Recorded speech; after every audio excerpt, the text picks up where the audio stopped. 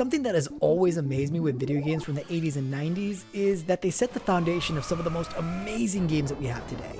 Think about how much we progressed in 40 short years, going from a simple single objective game like Pong to the AAA titles that we have today.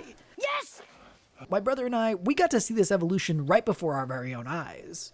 My father also loved DOS games. I remember every week there would be a new game for us to play, and every single week we got to experience something new. I remember he brought home a game once and it wasn't really popular and it got really low ratings at the time, but I also remember it was really fun to play. Little did the critics of this game know that this would be the inspiration for a little series known as the Elder Scrolls, so it's time to relive this game and see if it's as good as I remember. This is Legends of Valour. Legends of Valour was made and released in 1992 by Synthetic Dimensions. This studio also made games like Corporation, this game sucked, and Ed Hunter. This game shouldn't exist, but let's load up the game. Before the game starts, we get what I consider the Bohemian Rhapsody of introductions. Now, I'm trying to figure out if there's some clever theme that I'm just not seeing, or if they're just trolling people and put whatever random images they wanted. Here, you check it out and tell me.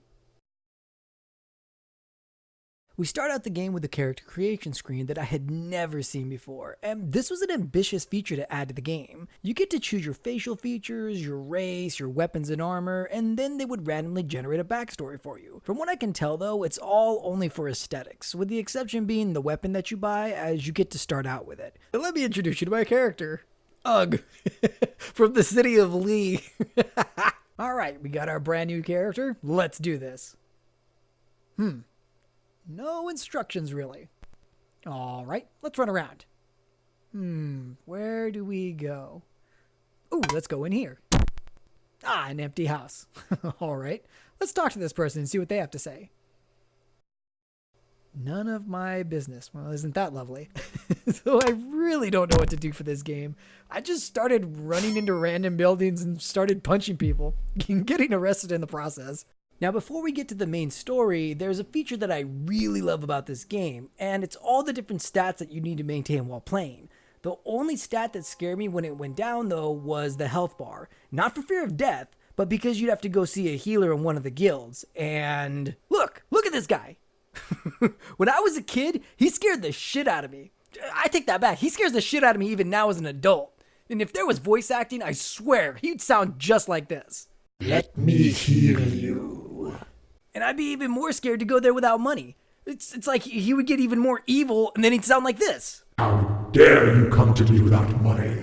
No, thank you. We eventually make our way into some shops and find a note from our cousin Sven. These notes can be found in different shops throughout the city, and once we read them all, we figure out what to do in this game. He instructs us to become a guildmaster and a high priest in order to save the city. Cool, we have some direction. Let's go. Just before we go though, let's make sure we have our weapons, and we can't go anywhere without good old Rock. Hold on. Just gonna add some personality to him. There we go.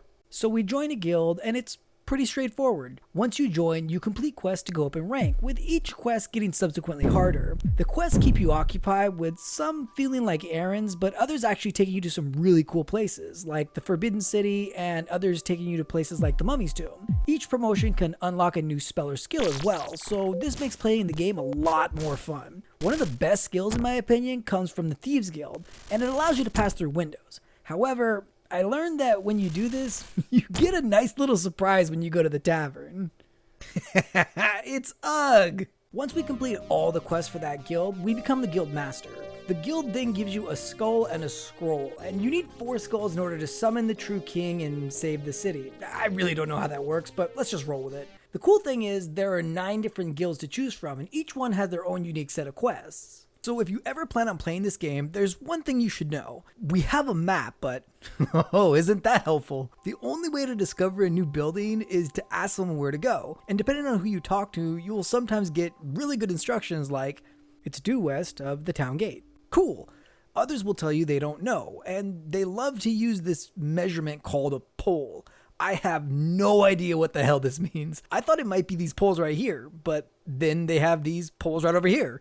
So if we're standing here and we want to go here, is it 12 poles east? I could only take this answer for so long, and I eventually started to crack. So anytime anybody gives me this response, good old rock. The game comes with a blank paper map, and what they expected us to do was actually write in the locations. Why? Why couldn't you do this in the game? Even with good directions, it doesn't help, because they also have no type of minimap. You still have to constantly check your location to be sure that you're going the right way. Right here, I know where the Thieves Guild is, but I have to check 4 times because I get lost. All they had to do was let us write names on the map, or just let us add our own little markers on the map, add a minimap, and boom, so much easier. Usually, this is where I would say, let's get back to the main story, but there really isn't much of one. Once you find the king, the game doesn't stop. There's no ending to this game. Honestly though, I kind of like this. It went with the theme of this is an open world game. You have a quest, but just because you completed your quest, the world doesn't stop. It keeps going. I don't know if this is what they intended, but this is what I'll tell myself, so I won't flip out at another game for having a cliffhanger ending. Reliving this game was like talking to an old friend. You'll have some amazing memories that you share with them, but there's a reason why you don't talk to them the way you used to. This game has so many cool little features in it, and if you like open world RPGs, you'll love seeing all of them. I can see why this game inspired the Elder Scrolls, and any fan of that series should at least give this game a try. You'll understand why it doesn't deserve a perfect score, but you'll understand why you might consider it like an old friend, and it's always fun reliving those good old days. I just wanted to thank everyone for watching DWRelive reviews, and if there's a game that you'd like us to review, please leave it in the comments below. We'll be posting new videos once a week, so click that notification button to get the latest in the series. As always, relive those great moments one game at a time. Until next time.